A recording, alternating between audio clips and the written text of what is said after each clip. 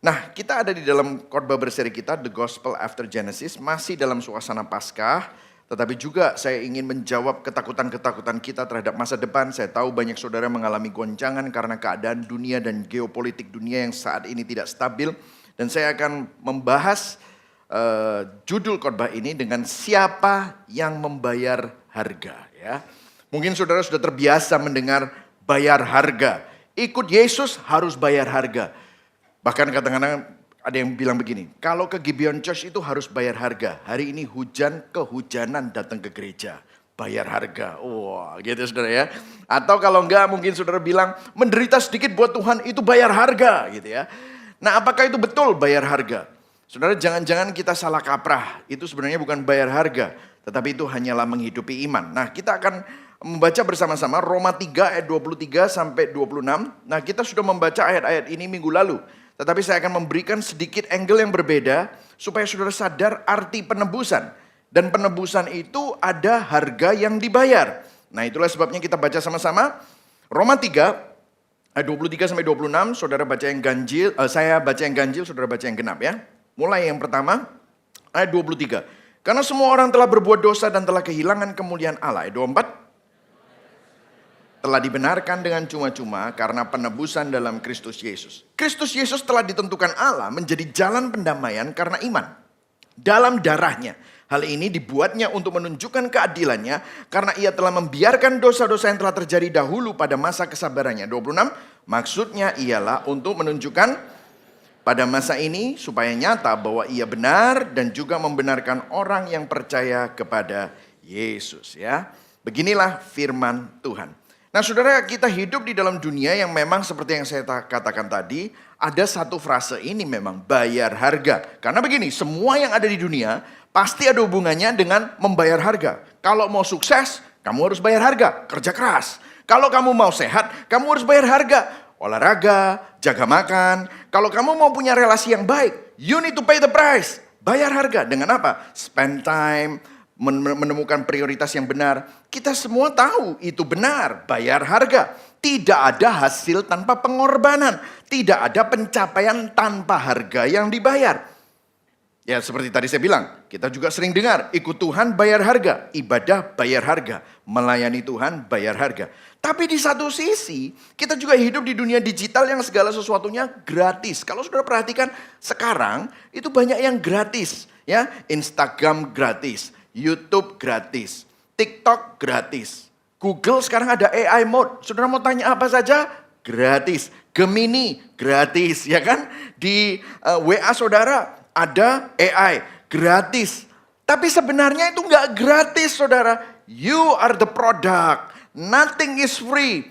Oh kok bisa saya yang the product? Ya karena kita yang bayar dengan data kita. Kita yang bayar dengan waktu kita. Kita yang bayar dengan perhatian kita.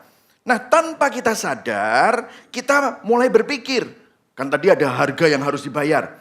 Terus tanpa kita sadar, kita mulai berpikir bahwa kalau kesalahan bisa hilang, misalnya ya, hidup bisa di-reset. Saya tuh lihat banyak suami istri gitu ya, mereka konflik gitu ya. Tapi habis itu nggak ada penyelesaian, udah tidur. Mungkin tidurnya satu balik sana, satu balik sini gitu ya. Kalau jempolnya nyentuh sedikit, nggak mau gitu.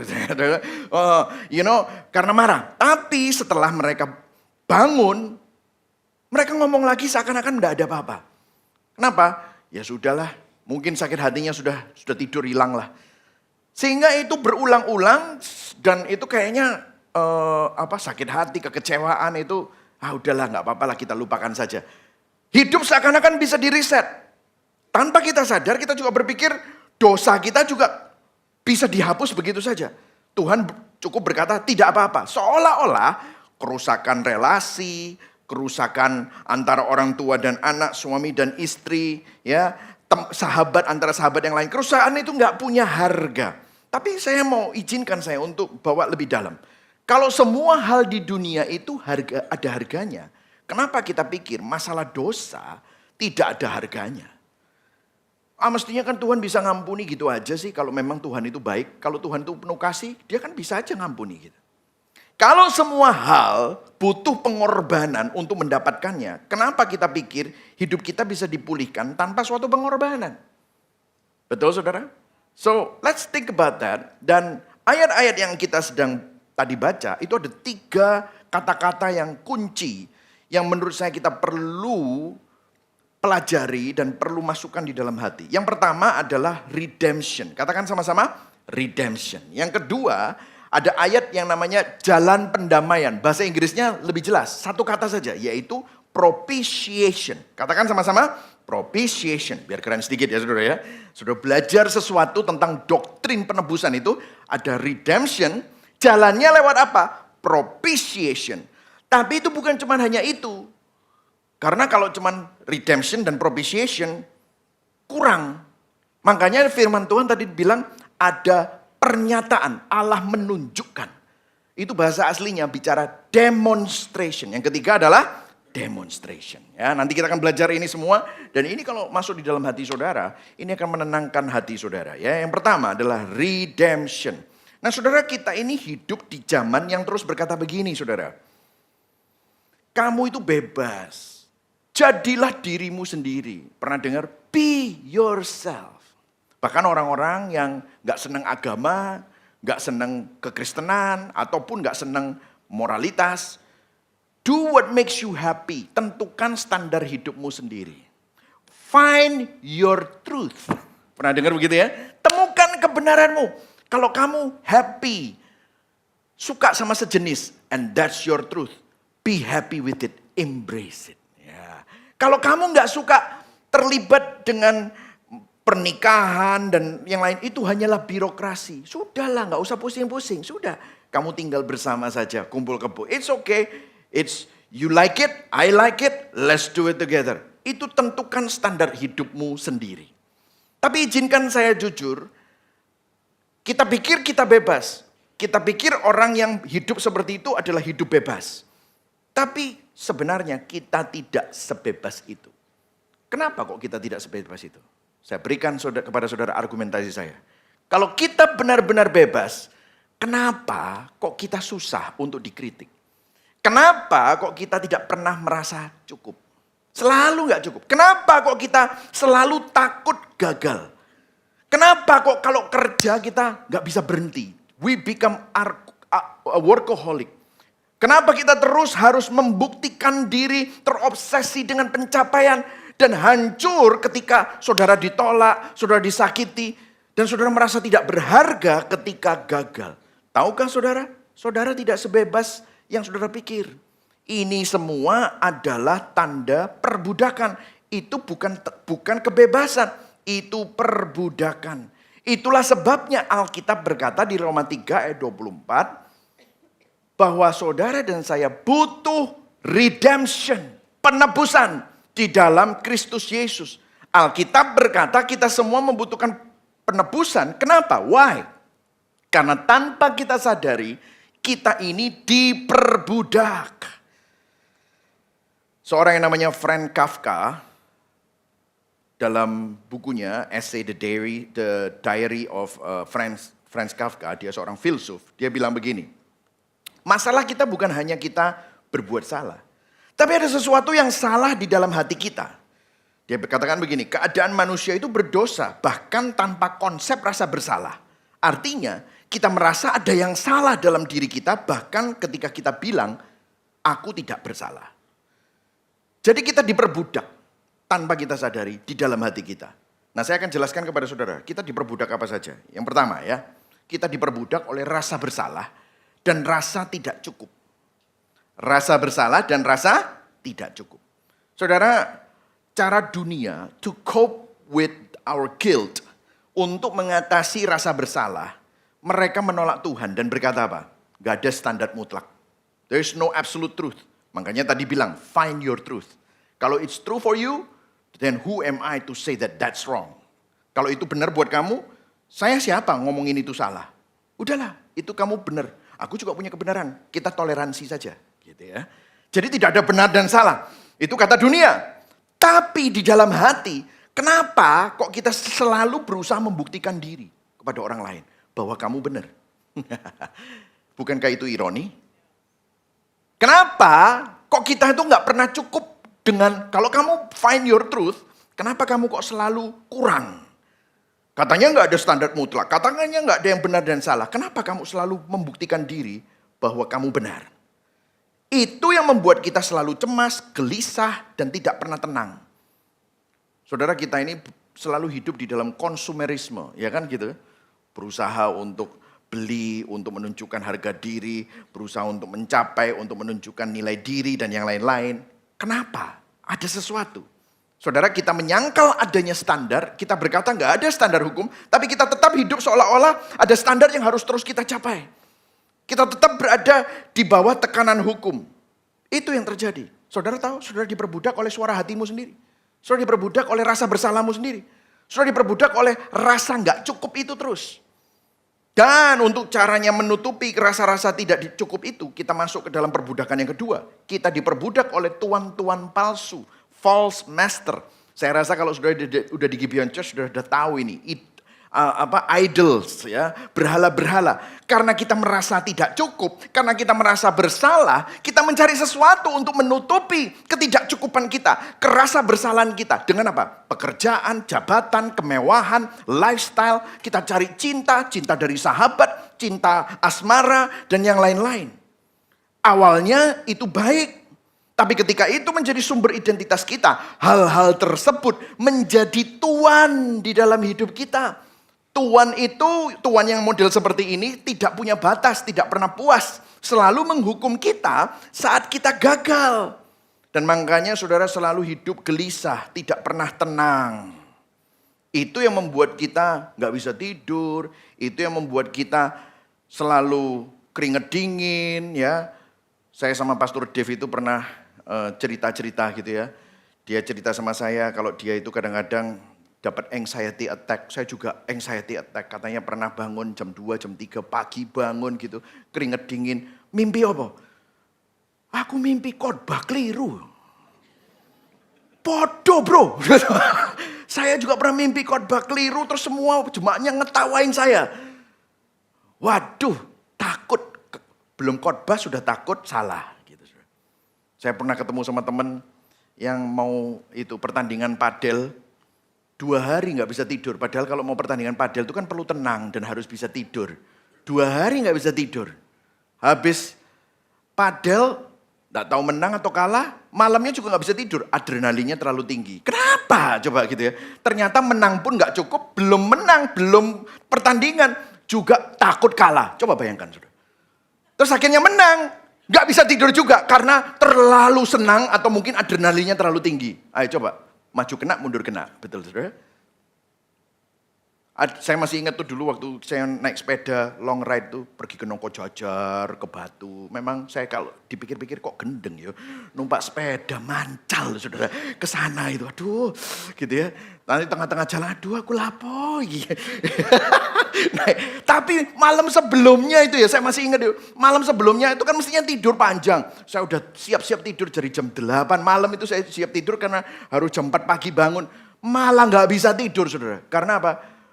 Belum mulai perjalanannya, sudah takut gagal, sudah takut kram. Belum mulai mancal, sudah takut kram. Sudah. Itulah manusia. Nanti orang-orang mikir aku apa? Michael Christian mancal, nggak finish, habis itu kram. Waduh isin aku gitu sudah. Belum mulai, sudah takut apa kata orang. Apa cuman saya saja yang kayak gitu? Saudara gitu nggak? Oh enggak. Coba mungkin di bidang lain. Nah, ya kan saudara ya. Belum apa-apa, sudah takut. Saudara, ini tuan-tuan yang memperbudak kita. Nah mungkin pertanyaannya begini, mungkin saudara bilang, masa sih aku gak kayak gitu. Oke, bagaimana kita tahu hal-hal itu sudah jadi tuan? Saat saudara gak bisa bilang cukup. Saat saudara gak bisa berhenti. Saat saudara hancur kalau kehilangan itu. Artinya, itu bukan sekedar lifestyle guys. Itu bukan sekedar kerja, itu sudah jadi perbudakan.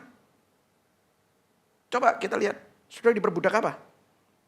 What enslave you in life? Saya selalu bilang gini kan, we buy things that we don't need with the money that we don't have to impress people that we don't like. What a stupid things to do. Tapi kamu ya gak bisa stop. Sudah jadi perbudakan. Sudah diperbudak rasa bersalah. Saudara diperbudak, rasa nggak cukup. Saudara diperbudak oleh tuntutan untuk membuktikan diri. saudara diperbudak oleh tuan-tuan palsu yang kamu ciptakan sendiri. Makanya Alkitab bilang apa? Itulah sebabnya saudara dan saya butuh penebusan. Yang setuju katakan amin. Nah, saya akan jelaskan kepada saudara apa itu penebusan. Nah, penebusan itu artinya apa? Membeli kembali. Membebaskan dengan membayar harga. Nah, perhatikan saudara, kenapa ini penting? Karena di zaman Alkitab, gak ada sistem pilot. Tahu ya pilot? Bangkrut. Jadi kalau saudara sampai punya perusahaan dan perusahaan itu pilot, saudara tidak bisa lagi dituntut. Ya kan?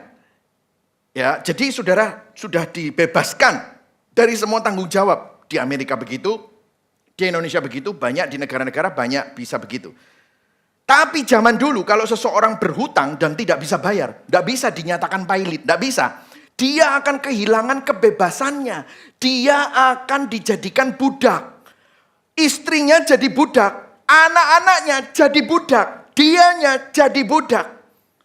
Dan ya sudah, nasibnya mati jadi budak. Keturunannya kalau sampai dia punya anak-anak, itu semua jadi budak. Satu-satunya harapan untuk dia keluar dari perbudakannya, kalau ada seseorang yang datang dan membayar seluruh hutangnya dan membebaskan dia, itulah penebusan. Paham saudara ya? Nah, mungkin ini terasa konsep yang jauh ya. Wah, itu teologis banget ya, gitu tuh loh. Kalau Gibeon itu terlalu teologi. Wah, pusing aku gitu saudara ya. Tapi gini ya, kita hidup dengan konsep hari ini sama. Tanpa kita sadari, hidup saudara dan saya itu ada mini redemption. Karena begini, setiap kerusakan selalu menciptakan hutang. Dan setiap hutang selalu menuntut pembayaran. Berapa banyak saudara punya asisten rumah tangga ngutang sama Anda karena dia butuh duit. Terus saudara ngutangi. Habis itu ngutangi, dia bayar dengan cicilan potong gaji. Ya kan? Nggak bisa, KTP-nya ditahan. Dia ternyata hutangnya nggak selesai-selesai terus lari. Habis itu apa yang terjadi? KTP-nya nyangkut, nggak bisa. Dia nggak bisa kemana-mana. Akhirnya apa? Ada orang lain datang. Makelar atau siapa? Kakaknya, bapaknya datang. Hutangnya anak saya berapa toh? Ditebus. Akhirnya apa? KTP-nya dikembalikan. Mini redemption. Betul saudara? Ada sistem kayak gitu. Coba bayangkan, Anda ada orang yang nabrak mobil saudara. Biayanya berapa? 20 juta. Mahal sekali. Misalnya, ada dua pilihan. Kamu paksa orang itu bayar, karena rupanya Anda tidak punya asuransi misalnya gitu ya. Dan kamu berkata, pokoknya saya nggak mau tahu, harus beres mobilnya. Ya dia harus bayar. Atau saudara bilang, saudara ngelihat orangnya, aduh kasihan ya. Ya udah, nggak usah, saya saja yang tanggung. Lah kalau saudara ngomong saya yang tanggung, siapa yang bayar? Ya saya. Kamu yang harus tanggung. Nggak ada opsi ketiga. Kamu nolongin orang yang terlibat hutang kredit card. Misalnya itu keluargamu, anakmu, atau mungkin sepupumu, adikmu, kakakmu. Kamu memaafkan saudaramu yang menyakiti hatimu. Kamu maafin. Lah kamu kan masih sakit. Siapa yang menyedot dan absorb, menyerap sakit hatinya? Siapa? Ya kamu. Betul saudara? Ini adalah mini redemption. Nah di titik ini kita bisa melihat sesuatu. Ini bukan tentang mobil, tetapi sebuah pola. Dan ternyata pola kerusakan ini sebenarnya karena dosa saudara. Jadi ini bukan cuma kerusakan biasa. Dosa merusak jiwa kita. Dosa merusak bumi, dunia, relasi dengan Allah. Dan kalau setiap kerusakan ada biayanya, maka dosa menciptakan hutang yang tidak mungkin kita bayar. Hutang yang kita tidak mungkin mampu bayar. Artinya, karena dosa kita diperbudak, siapa yang perlu menebus kita? Siapa yang menanggung biayanya? Disinilah Paskah dan Jumat Agung menjadi sangat indah. Itulah sebabnya saudara dan saya butuh redemption. Yang setuju katakan amin. Nah, redemption itu gimana caranya? Kita masuk poin yang kedua. Yaitu propitiation. Oke? Orang Kristen perlu tahu kata-kata ini. Oke, katakan sama-sama 1, 2, 3. Propitiation. Artinya jalan pendamaian. Nah, kita lihat kata-kata itu di Roma 3 ayat 25. Kristus Yesus telah ditentukan Allah menjadi apa? Jalan pendamaian. Yaitu, sekali lagi katakan, propitiation karena iman. Jadi cara Allah menebus kita adalah melalui jalan pendamaian. Nah, jalan pendamaian itu bahasa aslinya bukan hanya jalan, tetapi ada korban pendamaian. Jadi ada sesuatu, kata-kata ini propitiation. Nah, propitiation artinya begini, saudara. Artinya ada murka yang dialihkan. Ada hutang pada keadilan yang dibayar. Supaya keadilan ditegakkan. Nah, kalau saudara sudah ngomong murka, apalagi Gen Z gitu ya. Oh, aku gak suka kalau ngomongin murka-murka begini. Udahlah. Allah itu kan kasih. God is love and love is God. Loh, God is love, but love is not God. Okay? God is love. Jadi seringkali kita itu gak suka. Allah itu Allah yang murka. Nah, saya berikan 3 poin besar tentang propitiation. 3 kebenaran besar tentang propitiation. Yang pertama adalah, kan keberatannya adalah orang itu gak suka kalau Allah itu adalah Allah yang murka. Mereka sukanya Allah itu apa, saudara? Kasih, ya kan gitu. Nah, perhatikan. Jika Allah itu penuh kasih, maka justru dia harus murka. Banyak orang bilangin, aku lebih suka Allah yang kasih, bukan Allah yang murka. Tapi itu menunjukkan, statement itu menunjukkan bahwa kita nggak ngerti kasih. Nah, saya akan pakai sebuah quote dari seorang teolog, dari bukunya Exclusion and Embrace, namanya Miroslav Volf. Dia bilang begini, kalau Tuhan tidak marah terhadap ketidakadilan, tidak marah terhadap penipuan dan kejahatan, maka Tuhan justru menjadi bagian dari kejahatan itu sendiri. Tuhan murka justru karena dia kasih. Jadi kemarahan, murka dari Tuhan itu bukan lawannya kasih. Justru ketidakpedulianlah yang menjadi lawannya. Sudah pernah ya ketemu sama orang? Tak senyum ya, bahkan mati, urip, loro, babah. Tak senyum ya, karena senyumku bukan berarti aku peduli. Senyumku berarti aku gak peduli. Gitu, saudara. Banyak senyum palsu ya. Kenapa? Tidak peduli. Semakin baik karena semakin tidak peduli. Tapi kalau seseorang benar-benar mengasihi sesuatu, maka orang itu akan marah ketika sesuatu itu dirusak. Betul atau tidak? Bayangkan kalau saudara punya seseorang yang Anda kasihi, perlahan-lahan hancur gara-gara narkoba. Atau misalnya punya pilihan-pilihan yang salah, yang membuat keluarganya semakin terpuruk dalam hutang. Saudara pasti akan apa? Diam aja? Kalau sudah diam aja, nggak peduli. Tapi saudara mau, gimana ya aku bisa intervensi? Gimana ya aku bisa nolong? Gimana ya bisa aku selamatkan keluarga ini? Saudara artinya saudara mengasihi. Kalau saudara benar-benar mengasihi, saudara akan marah. Saudara akan murka. Nah pertanyaannya begini, kenapa kok Tuhan marah terhadap dosa? Karena dia mengasihi manusia. Karena dia mengasihi seluruh ciptaan. Karena dosa sedang menghancurkan semuanya. Semakin besar kasih, semakin besar kemarahan terhadap yang menghancurkan yang dikasihi itu. Saudara. Betul saudara? Jadi jangan pernah pisahkan kasih Allah dengan murka Allah. Justru karena dia kasih, dia tidak bisa membiarkan dosa yang begitu merusak dan menghancurkan itu begitu saja. Makanya dia murka. Paham saudara? Ya. Yang kedua, kebenaran kedua tentang propitiation ya, adalah gini.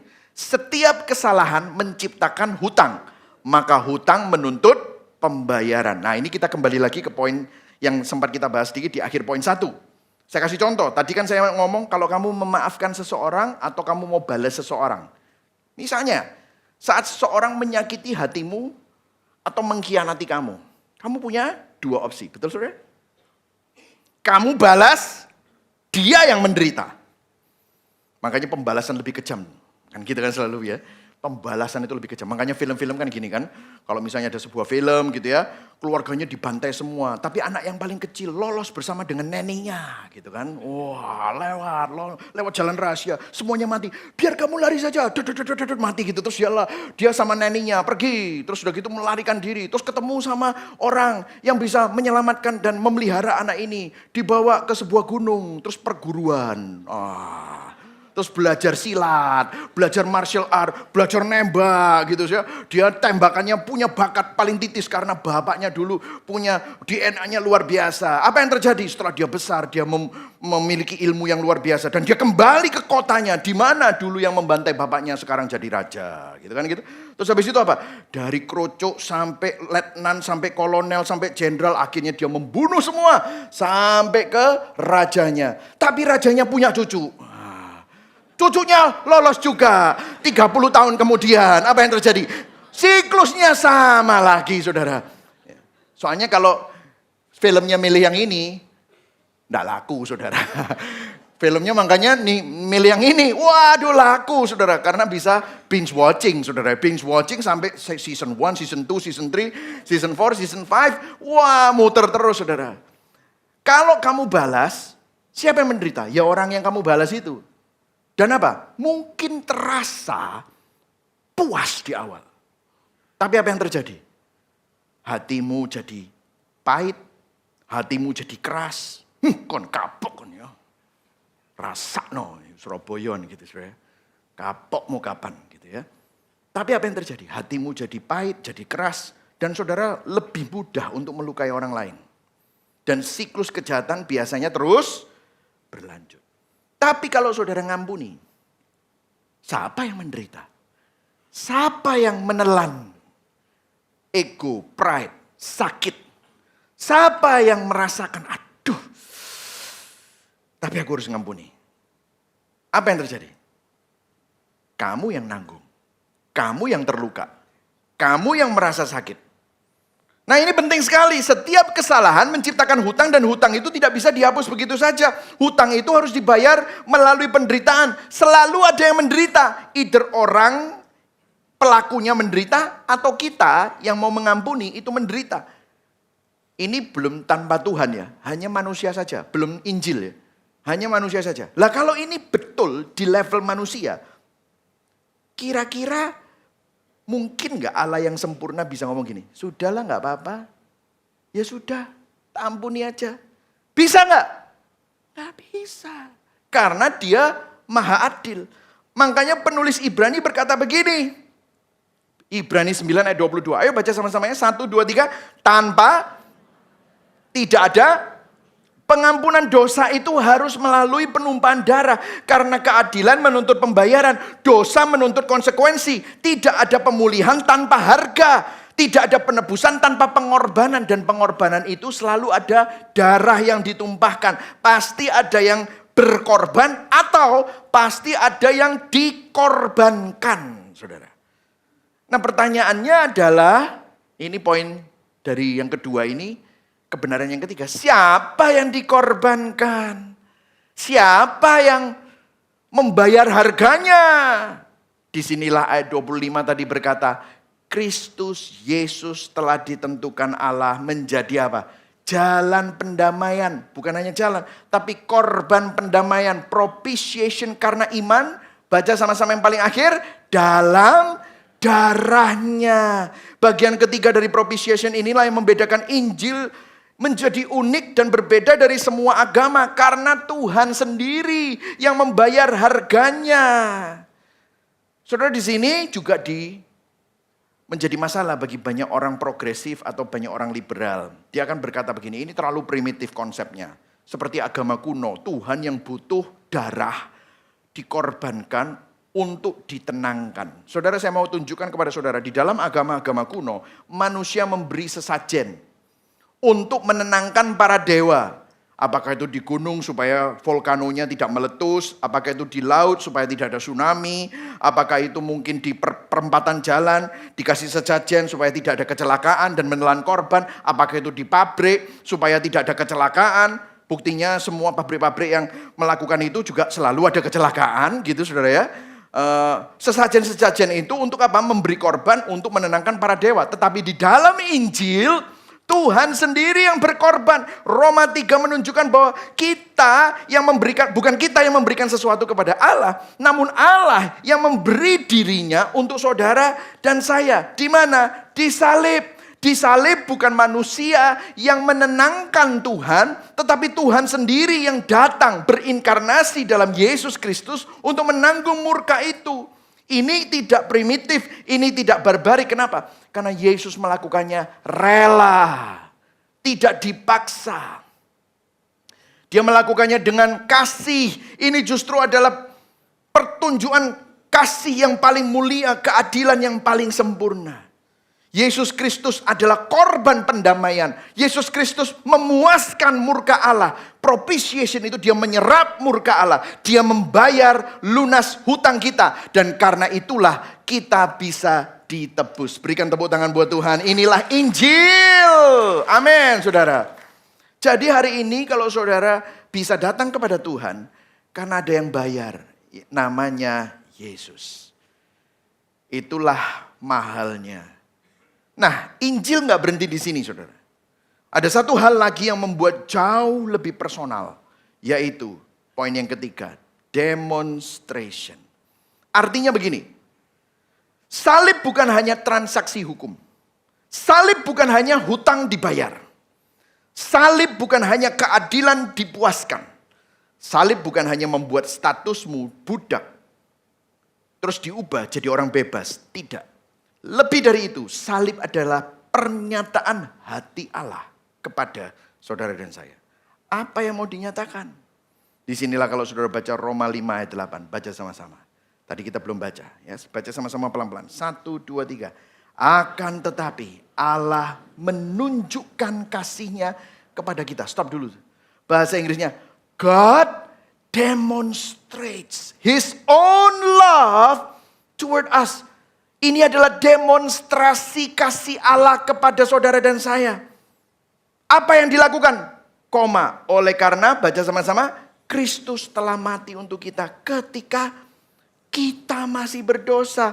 Jadi salib Kristus adalah pernyataan tentang siapa Allah itu. Tentang bagaimana Allah mengasihi saudara. Tentang apa yang dia rela lakukan untuk saudara dan saya. Apa yang dia lakukan? Saudara perhatikan di sini. Di salib Allah tidak memilih antara kasih atau keadilan. Tetapi dia menunjukkan keduanya secara sempurna pada saat yang bersamaan. Kebenaran ini bukan hanya untuk saudara hafalkan atau mengerti saja. Ini perlu didaratkan di hati. Perlu direnungkan.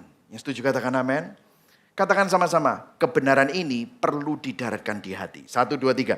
Kebenaran ini perlu didaratkan di hati. Katakan pada kanan kirimu, kamu perlu darat noikin di hatimu. Nah itu saudara ya. Dikotbahkan pada hati kita sendiri untuk apa? Memperbarui kita. Ini harus menjadi sesuatu yang indah. Yang membuat saudara bahagia, yang membuat hatimu meleleh. Ini adalah kisah cinta yang saudara damba-dambakan dari seseorang. Saudara nonton drama Korea, sudah dambakan. Waduh, kisah cinta kayak gitu. Tahu, saudara sudah punya dalam Yesus. Ini adalah penerimaan tertinggi yang kamu cari-cari dari bosmu, dari mertuamu, dari papamu, dari kokomu, cecemu, adekmu, dari orang-orang sahabatmu. Penerimaan yang tertinggi kamu terima bukan dari manusia, tetapi dari Tuhan. Ini adalah kekayaan yang selalu kita perjuangkan untuk saudara dapat diterima orang. Membuktikan nilai dirimu. No. Ini adalah kekayaan yang lebih besar dari semua itu. Itulah sebabnya saudara, selama dari Minggu Palma, Jumat Agung, Paskah, firman-Nya mengingatkan kita ini semua 4 kali berturut-turut untuk mendaratkan di hati saudara. Supaya saudara ini dikalibrasi hatinya. Tadi saya sangat terharu mendengarkan semua kesaksian para yang melayani Tuhan itu. Hati dikalibrasi. Saya melayani karena saya sudah dikasih. Nah itu sudah mendarat. Itu pun perlu diingatkan terus. Karena hati kita begitu mudah melenceng. Saudara perlu mendaratkan itu di dalam hati. Makanya kalau saudara mendengar tentang salib, saudara mendengar tentang Kristus, biarlah itu bukan cuma hanya menjadi konsep. Makanya kalau saudara lihat seluruh perjanjian lama itu selalu menunjuk kepada Yesus. Nah saya akan menutup dengan sebuah cerita di perjanjian lama yang pernah saya sampaikan di dalam silsilah Yesus. Yaitu kalau kita kembali pada perjanjian lama, itu ada konsep namanya Goel.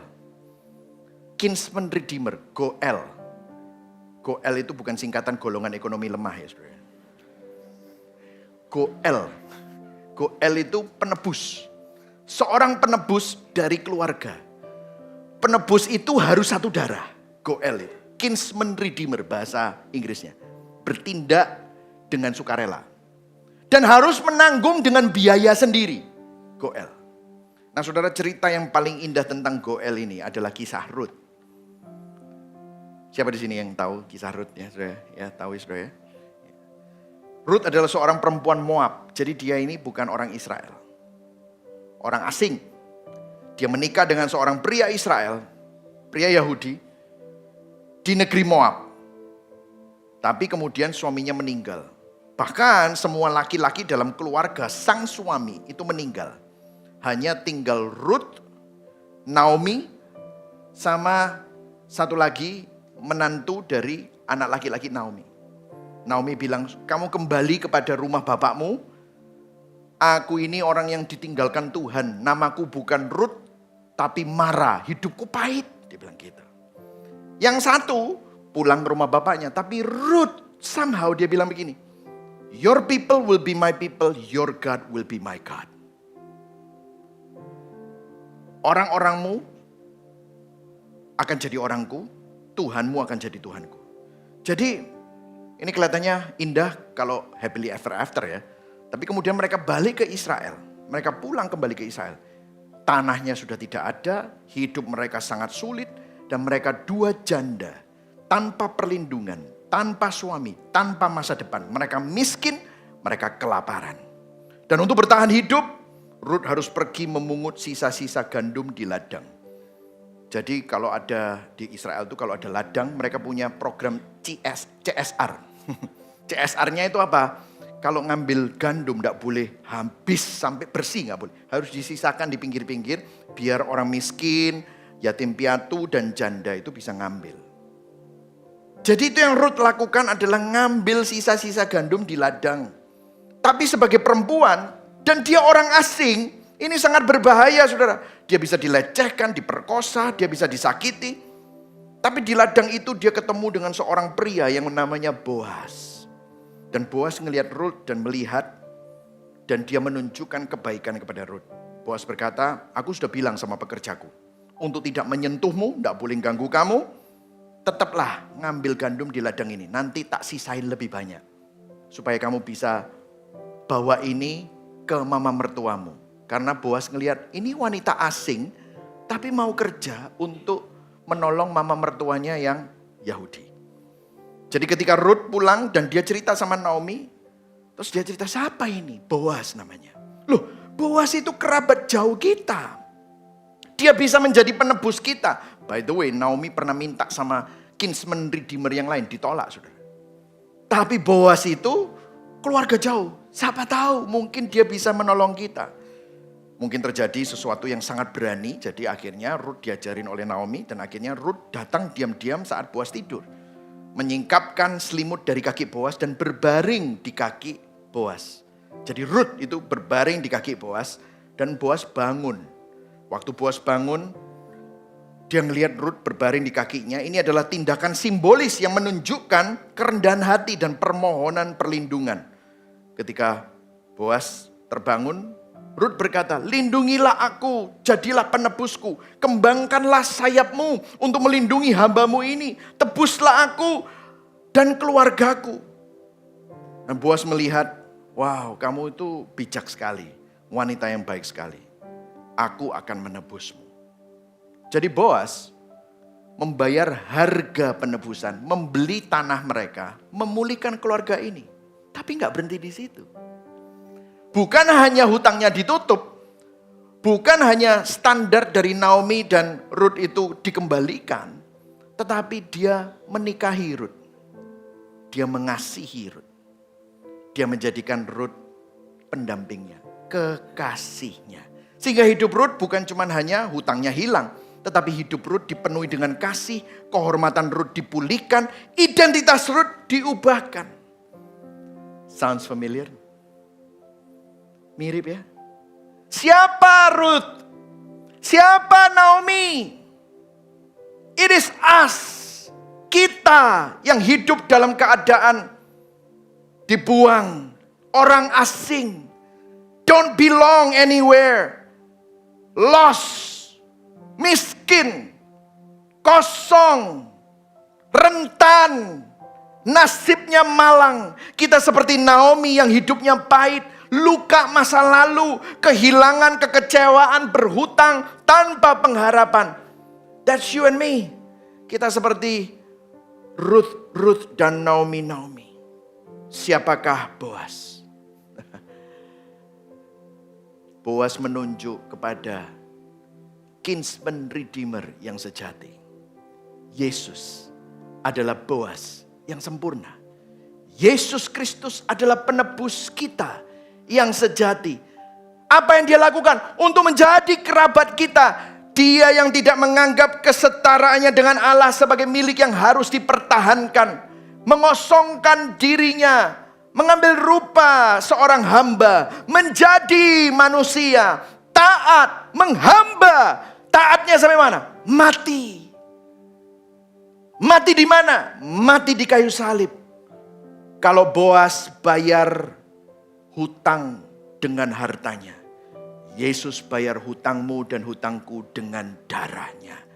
Dia bayar dengan darahnya sendiri untuk menebus kita.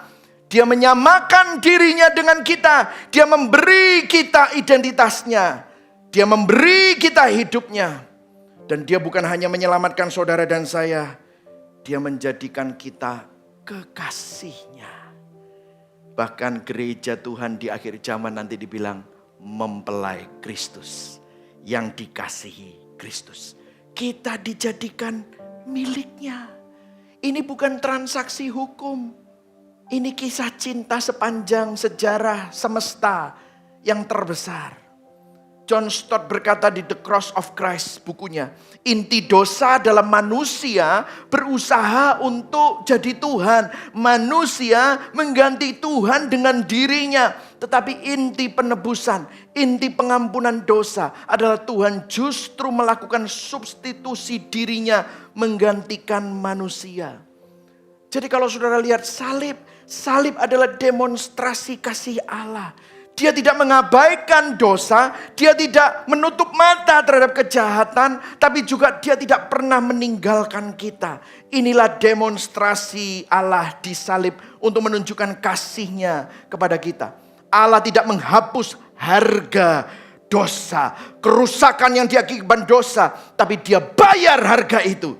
Dan dia melakukannya dengan darahnya. Jadi Yesus datang bukan hanya untuk membantu saudara memperbaiki diri, self-improvement. No. Dia datang untuk menebus saudara dan identitas saudara dijadikan baru. Barang siapa yang ada di dalam Kristus, dia adalah ciptaan yang baru. Yang lama sudah berlalu, yang baru sudah datang. Kenapa sekarang kamu masih berusaha bayar identitasmu dengan pembuktian dirimu? Kenapa kamu masih bayar identitasmu dengan penerimaan manusia? Kenapa kamu masih bayar identitasmu dengan pembuktian dan pencapaianmu untuk membuktikan kamu berharga? Kita semua tidak berharga, tetapi dia yang paling berharga rela bayar harga supaya saudara dan saya yang tidak berharga menjadi sangat berharga. Masukkan itu di dalam hati kita. Dia datang untuk menebus saudara. Dia tidak bantu kamu bayar, kasih DP terus kamu cicilan. Tidak. Dia bayar lunas. Dan menjadikan kita kekasihnya. What a wonderful story.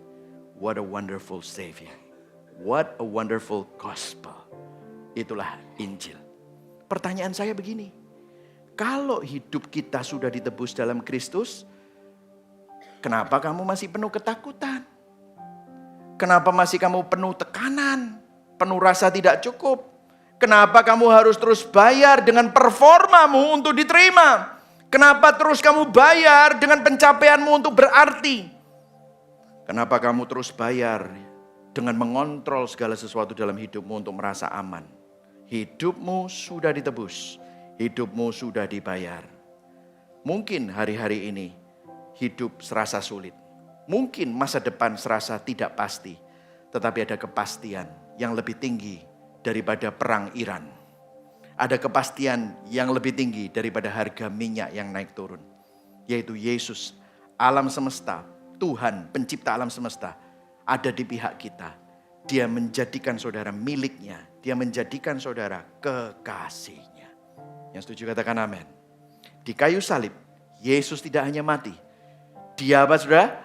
Bayar harga. Semua yang rusak, semua yang hilang, semua yang tidak bisa dipulihkan, dia tebus. The blood of Jesus paid it all. Injil memberi sesuatu yang dunia tidak bisa beri. Dia memberikan kepastian, penerimaan, kasih yang tidak berubah. Jadi kembali ya, tentang kata-kata bayar harga. Saya rasa kita perlu sadar dan malu kalau bilang begini, ikut Tuhan bayar harga. Melayani Tuhan bayar harga. Hidup benar bayar harga. Kita perlu sadar bahwa kita tidak bayar harga apapun. Yang setuju katakan amin. Siapa yang bayar harganya? Kristus yang bayar harganya. Kalau kita harus berkorban, kalau kita harus mengalami penderitaan, kalau kita harus kehilangan sesuatu karena iman, itu bukan bayar harga. Kita menghidupi iman atas harga yang sudah dibayar oleh Kristus.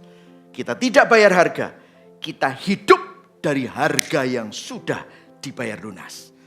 Kalau kita kembali ke cerita Rut tadi, orang yang sudah dibayar harganya, kira-kira Rut itu sombong atau tidak? Tidak.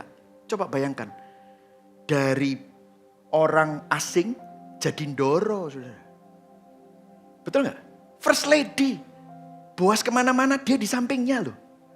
Dulu padahal jumputi gandum. Sekarang tiba-tiba jadi first lady-nya Boas. Tapi dia tahu, aku mau sombong apa? Aku orang Moab. Aku orang yang tidak belong jadi keluarga ini. Ditebus. Dan saudara tahu, Rut jadi nenek moyangnya Yesus. Mulai dari Boas dan Rut muncul kakeknya Isai. Isai papanya Daud. Yesus keturunan Daud. Menunjukkan apa? Kasih karunia. Anugerah. Kalau kita adalah Rut-Rut yang orang asing gak masuk hitungan, diangkat sama Tuhan. Kenapa kita masih takut tentang masa depan, tentang masalah uang? Hari ini tenangkan hatimu, pandang kepada Dia yang sudah menebus kamu. Amin. Reflektifnya, apa satu hal dalam hidupmu yang kalau hilang, kamu langsung merasa hidupmu hancur dan tidak berarti? Itulah Tuhan palsumu. Ini selain Tuhan ya. Apa itu? Of course. Apa yang kalau hilang hidupku tidak berarti? Yesus. Jawabnya gitu kan ya. Bener tak? Ngomongnya Yesus tapi duit ternyata. Bertobat saudara. Nah tentang harga ya. Yang kedua ini. Kalau mengampuni orang yang menyakitimu aja rasanya mahal. Mahal banget. Lah menurutmu berapa mahal harga yang Yesus bayar untuk mengampuni kamu? Wah lebih mahal saudara. Yang ketiga ya. Jika Yesus sudah membayar penuh hidupmu, mengapa kamu masih hidup seolah-olah kamu harus bayar sendiri untuk diterima, berarti dan aman? Mari sama-sama hari ini kita pandang kepada Dia yang sudah menebusmu. Itu yang menenangkan hati kita. Karena Dia sudah mendemonstrasikan kasih. Dia bukan hanya transaksi, tapi Dia mendemonstrasikan kasih-Nya bagi kita semua. Amin. Mari sama-sama bangkit berdiri. Kita akan menyanyikan lagu Jesus Paid It All. Yesus bayar semua. Orang berinjil merasa secure, aman, dan bebas di dalam Kristus. Kenapa? Karena dia tidak terjebak dalam usaha untuk membuktikan nilai dirinya. Yang setuju katakan amin. Amin. Orang berinjil tidak malu untuk bertobat. Tidak malu untuk mengaku dosa. Kenapa? Karena dia sadar hutang dosanya sudah dibayar dan lunas. Sudah dibayar mahal lagi. Dan lunas. Dan yang terakhir, orang berinjil memiliki confidence tetapi tetap rendah hati. Kenapa? Karena tahu hidupnya dibayar dengan harga yang tak ternilai. Berikan tepuk tangan buat Tuhan kita. Amin.